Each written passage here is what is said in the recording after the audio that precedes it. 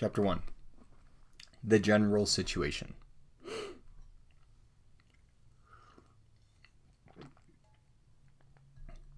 The birth of Christ saw the lands which surrounded the Mediterranean in the possession of Rome. To a degree never before equaled and unapproached in modern times, these vast territories, which embraced all that common men knew of civilized life, were under the sway of a single type of culture. The civilizations of India or of China did not come within the vision of the ordinary inhabitant of the Roman Empire. Outside its borders, he knew only savage or semi-civilized tribes. The Roman Empire and the world of civilized men were coextensive. All was held together by allegiance to a single emperor, and by a common military system subject to him. The Roman army, small in comparison with that of a modern military state, was adequate to preserve the Roman peace. Under that peace, commerce flourished. Communication was made easy by excellent roads and by sea, and among educated men, at least in the larger towns, a common language, that of Greece, facilitated the interchange of thought.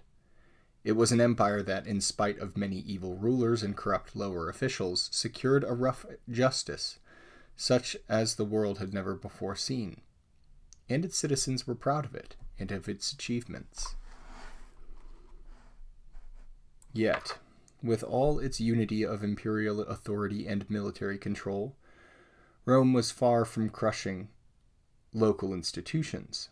In domestic matters, the inhabitants of the provinces were largely self-governing.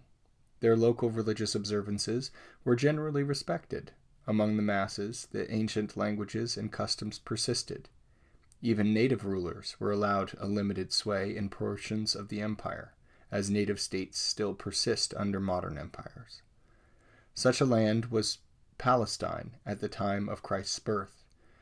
Not a little of the success of Rome, as mistress of its diverse subject population, was due to this considerate treatment of the local rights and prejudices. The diversity in the empire was scarcely less remarkable than its unity. This variety was nowhere more apparent than in the realm of religious thought. Christianity entered no empty world. Its advent found men's minds filled with conceptions of the universe, of religion, of sin, and of rewards and punishments, with which it had to reckon and to which it had to adjust itself. Christianity could not build on virgin soil. The conceptions which found already existing formed The conceptions which it found already existing formed much of the material with which it must erect its structure. Many of these ideas are no longer those of the modern world. The fact of this inevitable intermixture compels the student to distinguish the permanent from the transitory in Christian thought, though the process is one of exceeding difficulty, and the solutions given by various scholars are diverse.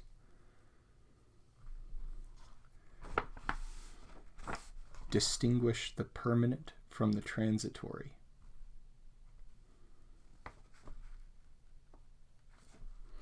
Certain factors in the world of thought into which Christianity came belong to universal ancient religion and are of hoary antiquity.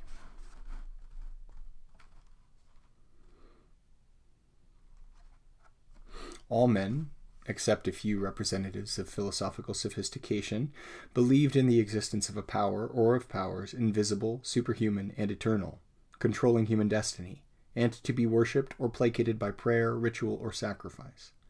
The earth was viewed as the center of the universe. Around it the sun, planets, and the stars ran their courses. Above it was the heaven. Below, the abode of departed spirits or of the wicked. No conception of what is now called natural law had penetrated the popular mind. All the ongoings of nature were the work of invisible powers of good and evil, who ruled arbitrarily. Miracles were therefore to be regarded not merely as possible, they were to be expected whenever the higher forces would impress men with the important or the unusual. The world was the abode of innumerable spirits, righteous or malevolent, who touched human life in all its phases, and who even entered into such possession of men as to control their actions for good or ill. A profound sense of unworthiness, of ill desert, and of dissatisfaction were the existing conditions of life characterized the mass of mankind. The varied forms of religious manifestation were evidences of the universal need of better relations with the spiritual and unseen, and of man's longing for help greater than any they could give one another. Besides these general conceptions common to popular religion, the world into which Christianity came owed much to the specific influence of Greek thought. Hellenistic ideas dominated the intelligence of the Roman Empire, but their sway was extensive only among the more cultivated portion of the population. Greek philosophic speculation at first concerned itself with the explanation of the physical universe, yet with Heraclitus of Ephesus, about BC 490, though all was viewed as in a sense physical, the universe, which is in constant flow,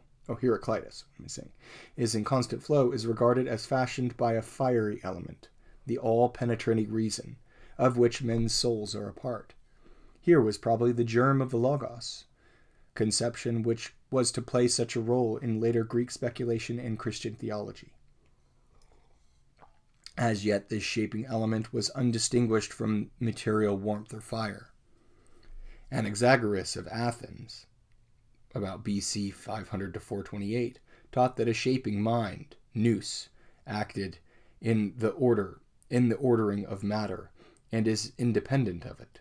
The Pythagoreans of southern Italy held that spirit is immaterial, and that souls are fallen spirits imprisoned in material bodies. To this belief in immaterial existence, they seem to have been led by a consideration of the properties of numbers, permanent truths beyond the realm of matter and not materially discerned.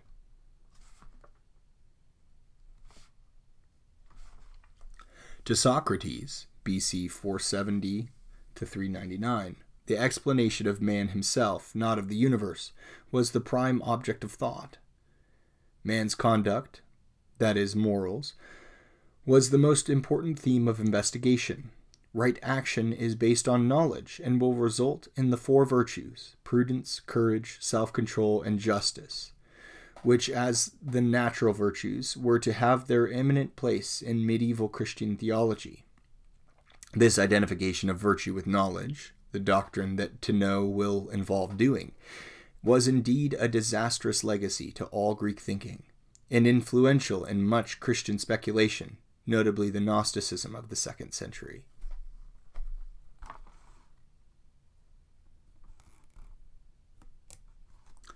In Socrates' disciple, Plato, BC 427 to 347, the early Greek mind reached its highest spiritual attainment. He is properly describable as a man of mystical piety, as well as of the profoundest spiritual insight. To Plato, the passing forms of this visible world give no real knowledge. That knowledge of the truly permanent and real comes from our acquaintance with the ideas, those changeless archetypal universal patterns which exist in the invisible spiritual world.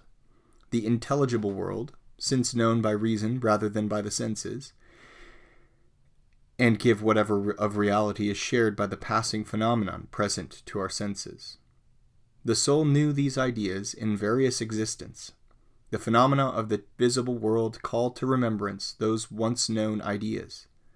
The soul, existing before the body, must be independent of it, and not affected by its decay. This conception of immortality as an attribute of the soul not shared by the body was always influential in Greek thought, and stood in sharp contrast to the Hebrew doctrine of resurrection. All, quote, ideas are not of equal worth. The highest are those of the true, the beautiful, and especially of the good. A clear perception of a personal God, as embodied in the idea of the good was perhaps not attained by Plato, but he certainly approached closely to it. The good rules the world, not chance. It is the source of all lesser goods, and it desires to be imitated in the actions of men. The realm of ideas is the true home of the soul, which finds its highest satisfaction in communion with him. Salvation is the recovery of the vision of the eternal goodness and beauty. The linking of goodness with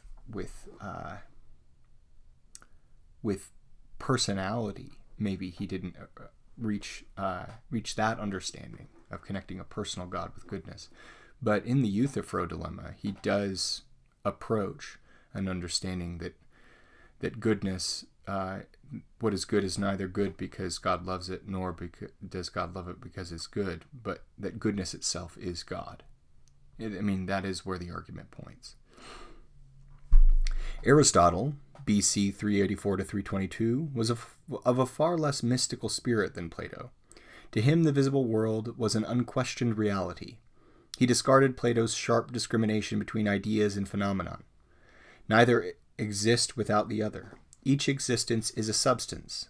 The result, save in the case of God, who is purely immaterial, of the impressive idea as the formative force on matter, which is the content. Matter in itself is only potential substance. It has always existed, yet never without form. Hence the world is eternal, for a realm of ideas antecedent to their manifestation in phenomena does not exist. The world is the prime object of knowledge, and Aristotle is therefore, in the true sense, a scientist. Its changes demand the initiation of a prime mover, who is himself unmoved. Hence, Aristotle presents this celebrated argument for the existence of God. But the prime mover works with intelligent purpose, and God is, therefore, not only the beginning but the end of the process of the world's development. Man belongs to the world of substances, but in him there is not merely the body and sensitive soul of the animal, there is also a divine spark, a logos, which he shares with God, and which is eternal, though, unlike Plato's conception of spirit, essentially impersonal. In morals, Aristotle held that happiness or well-being, eudaimonia, is the aim, and is attained by a careful maintenance of the golden mean. Greek philosophy did not advance much scientifically beyond Plato and Aristotle, but they had little direct influence at the time of Christ.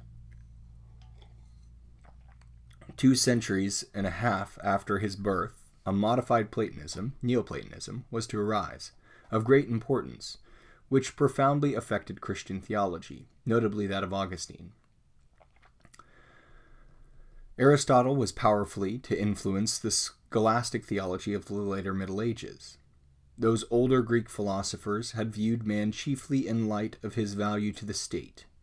The conquests of Alexander, who died BC 323, wrought a great change in men's outlook. Hellenic culture was planted widely over the Eastern world, but the small Greek states collapsed as independent political entities. It was difficult longer to feel the devotion to the new and vast political units that a little independent Athens had, for instance, won from its citizens. The individual as an independent entity was emphasized. Philosophy had to be interpreted in terms of individual life. How could the individual make the most of himself? 2 great answers were given, one of which was wholly foreign to the genius of Christianity and could not be used by it, the other only partially foreign, and therefore destined profoundly to influence Christian theology. These were Epicureanism and Stoicism.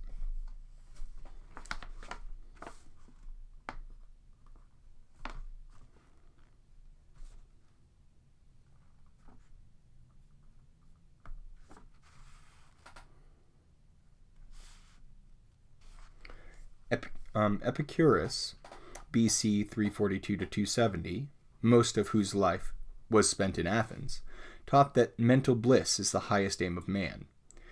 This state is most perfect when passive. It is the absence of all that disturbs and annoys. Hence, Epicurus himself does not deserve the reproaches often cast upon his system. Indeed, in his own life, he was an ascetic.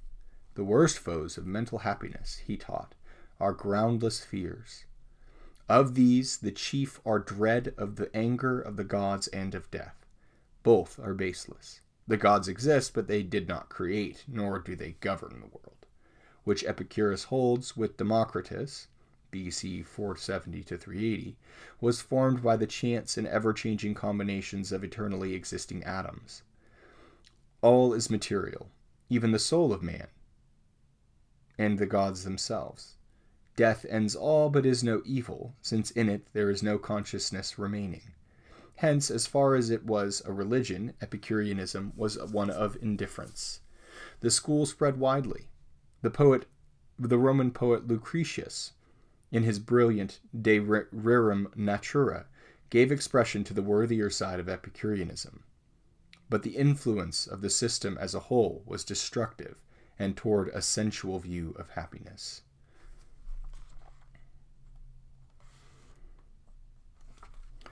Contemporarily with Epicurus, Euhemerus, about BC 300, taught that the gods of the old religions were simply deified men, about whom myths and tradition had cast a halo of divinity. He found a translator and advocate in the Roman poet Aeneas.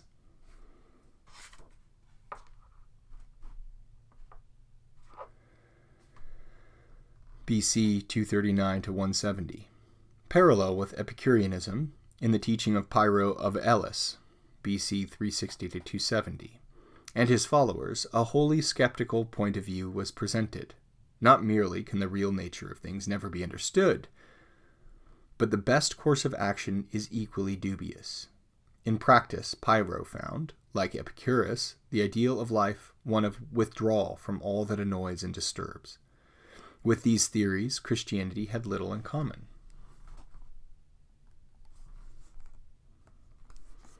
Although the apologists made use of Euhemerus' views in their attacks on pagan mythology, and the fathers availed themselves of arguments from skepticism to enforce their conviction that human reason had severe limits. The other great answer was that of Stoicism, the noblest type of ancient pagan ethical thought, the nearest in some respects to Christianity, and in others remote from it. Its leaders were Zeno, BC unknown to 264, Cleanthes, Chrysippus, and Chrysippus. Though developed in Athens, it flourished best outside of Greece, and notably in Rome, where Seneca, Epictetus, and the Emperor Marcus Aurelius had great influence. It was powerfully represented in Tarsus during the early life of the Apostle Paul. Stoicism was primarily a great ethical system, yet not without claims to be considered a religion. Its thought of the universe was curiously materialistic. All that is real is physical. Yet there is a great difference in the fineness of bodies, and the coarser are penetrated by the finer. Hence, fine and coarse correspond roughly to the common distinctions between spirit and matter. Stoicism approximated, though it much modified, the view of Heraclitus.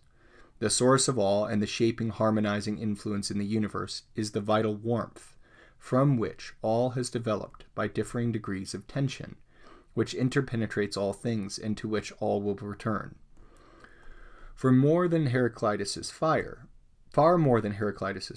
which it resembles, it is the intelligent, self-conscious world soul, and all indwelling reason,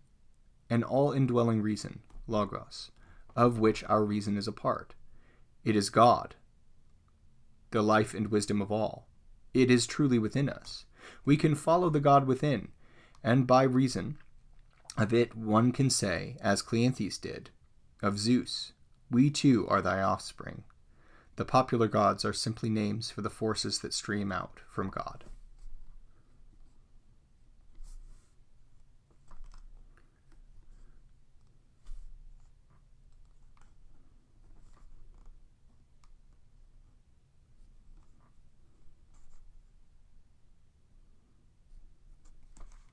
Since one wisdom exists in all the world,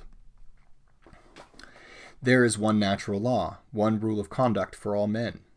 All are morally free, since all are from God. All men are brothers.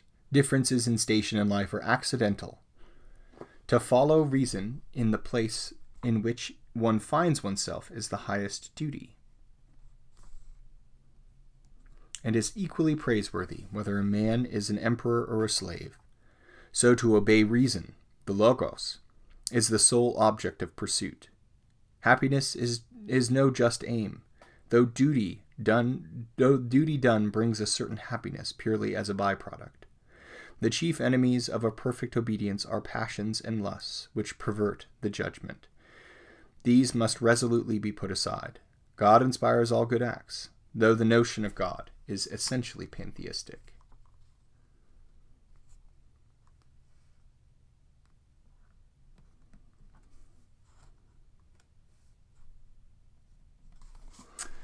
The strenuous ascetic attitude of Stoicism, its doctrine of the all-pervading and all-ruling divine wisdom, Logos, its insistence that all who do well are equally deserving, whatever their station, and its assertion of the essential brotherhood of all men, were profoundly to affect Christian theology. In its highest representatives, the creed and its results were noble. It was, however, too often hard, narrow, and unsympathetic. It was for the few. It recognized that the many could never reach its standards. Its spirit was too often one of pride. That of Christianity is one of humility. Still, it produced remarkable effects. Stoicism gave Rome excellent emperors and many lesser officials. Though it never became a really popular creed, it was followed by many of the high influence and position in the Roman world, and modified Roman law for the better. It introduced into jurisprudence the conception of a law of nature, expressed in reason, and above all arbitrary human statutes. By its doctrine that all men are by nature equal, the worst features of slavery were gradually ameliorated, and Roman citizenship widely extended. Ideas matter. The ancient systems of philosophy underwent some notable changes in the period which saw the advent of Christianity. A syncretic spirit was abroad, and the various schools influenced each other. The original rigorous ethic of the Stoa, for instance, was modified by the Aristotelian mean, and the celebrated Stoic philosopher Posidonius, BC 135-51, betrays influences of Platonism. His, indeed, was one of the most universal minds of antiquity. To rational and mystical interests he added those of the historian and geographer. Again, in Plutarch, see below, the eclectic character of Middle Platonism was very clear. Stoic, Aristotelian, and Pythagorean themes are blended with Plato. This syncretic quality of Hellenistic thought becomes evident in many of the Church Fathers.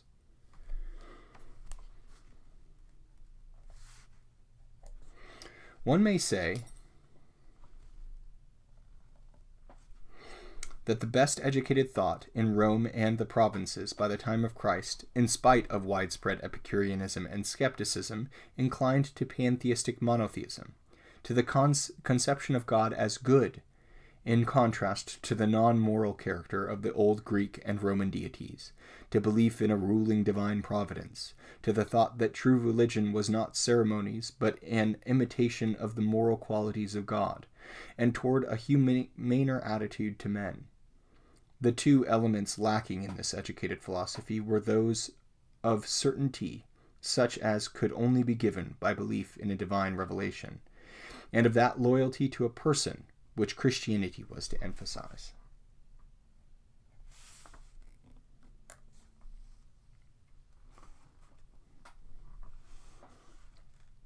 Certainty of divine revelation and loyalty to a person, which is so necessary for human understanding or human life. The common people, however, shared in few of these benefits. They lay in gross superstition. If the grip of the old religions of Greece and Rome had largely relaxed, they nevertheless believed in gods many and lords many. Every town had its patron god or goddess. Every trade, the farm, the spring, the household, the chief events of life, marriage, childbirth. These views, too, were ultimately to appear in Christian history transmuted into saint worship. Soothsayers and magicians drove a thriving trade among the ignorant, and none were more patronized than those of Jewish race. Above all, the common people were convinced that the maintenance of the historic religious cult of the ancient gods was necessary for the safety and perpetuity of the state. If not observed, the gods wreaked vengeance in calamities, an opinion that was the source of much later persecution of Christianity. These popular ideas were not vigorously opposed by the learned, who largely held that the old religions had a police value. They regarded the state ceremonies as a necessity for the common man. Seneca put the philosophical opinion bluntly when he declared that the wise man will observe all religious usages as commanded by the law, not as pleasing to the gods.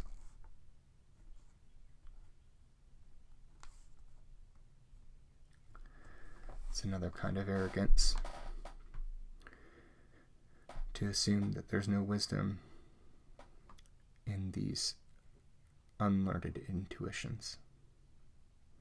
It was to the masses that the cynic preachers of this period made their appeal.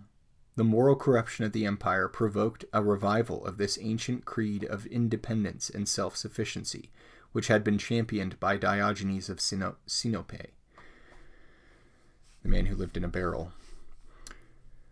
While many of these itinerant preachers were vulgar and even obscene, there were honorable ones too, such as Dio Chrysostom, AD 40 to 112.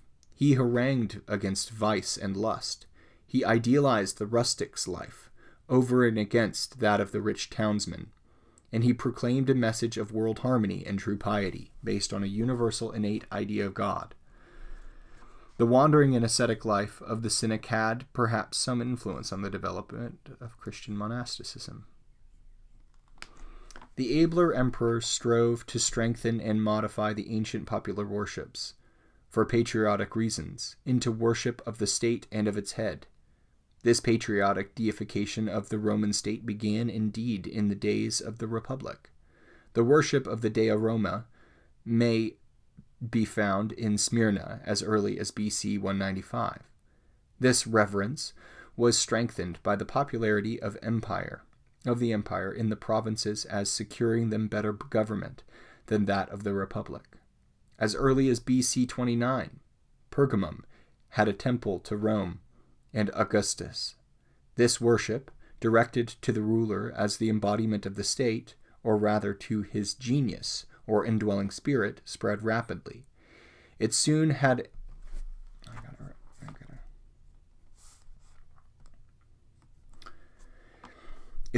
an elaborate priesthood under state patronage, divided and organized by provinces, and celebrating not only worship but annual games on a large scale. It was probably the most highly developed organization of a professedly religious character under the early empire, and the degree to which it ultimately affected Christian institutions awaits further investigation.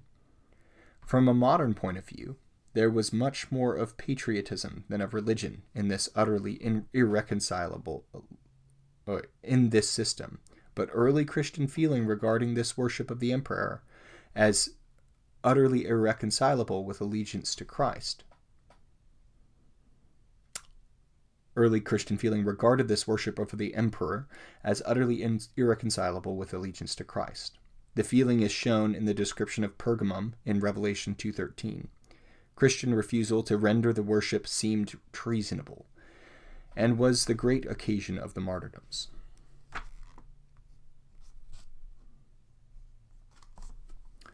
Men need a religion deeper than philosophy or ceremonies. Philosophy satisfies only the exceptional man. Yep. Ceremonies avail for more, but not those whose thoughts are active or whose sense of personal unworthiness is keen. Some attempt was made to revive the dying older popular paganism. The earlier emperors were, many of them, extensive builders and patrons of temples. The most notable effort to effect a revival and purification of popular religion was that of Plutarch, AD 46 to 120, of Chaeronea in Greece, which may serve as typical of others. He criticized the traditional mythology. All that implied cruel or morally unworthy actions on the part of the gods he rejected. There was one God. All the popular gods are his attributes, personified or subordinate spirits. Plutarch had faith in oracles, special providences, and future retribution. He taught a strenuous morality. His attempt to wake up what was best in the dying older paganism was a hopeless task, and won few followers.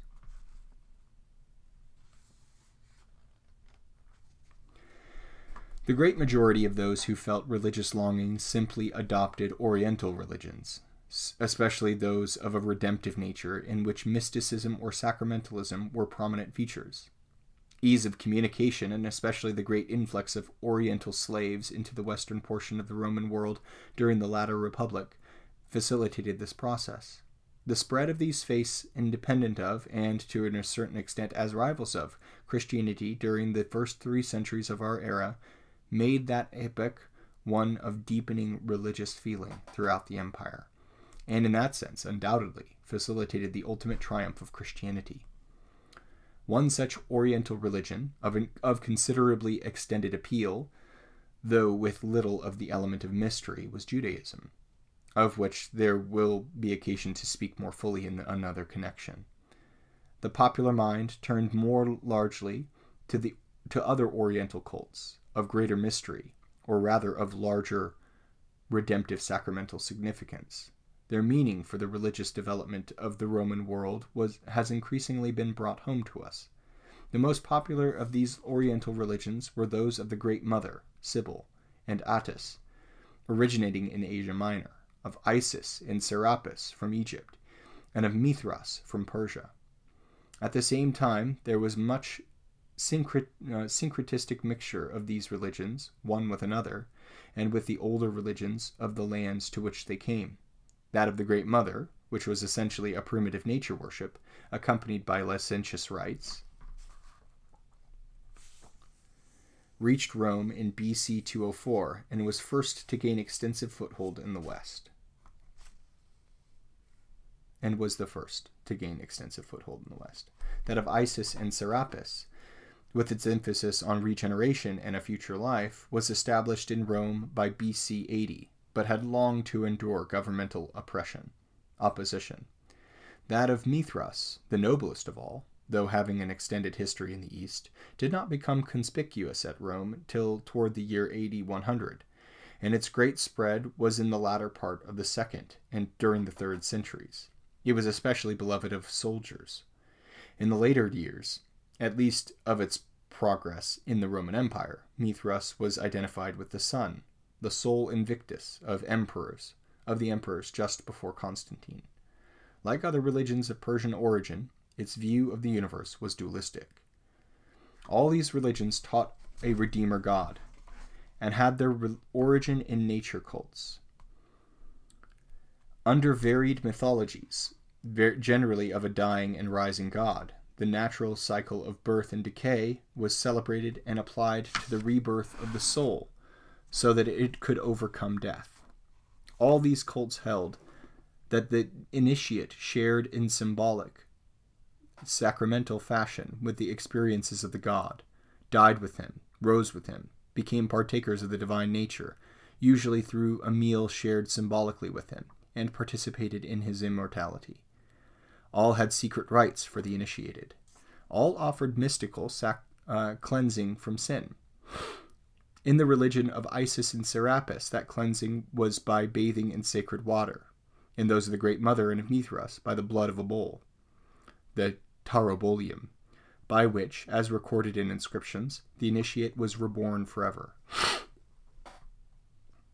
All promised a happy future life for the faithful.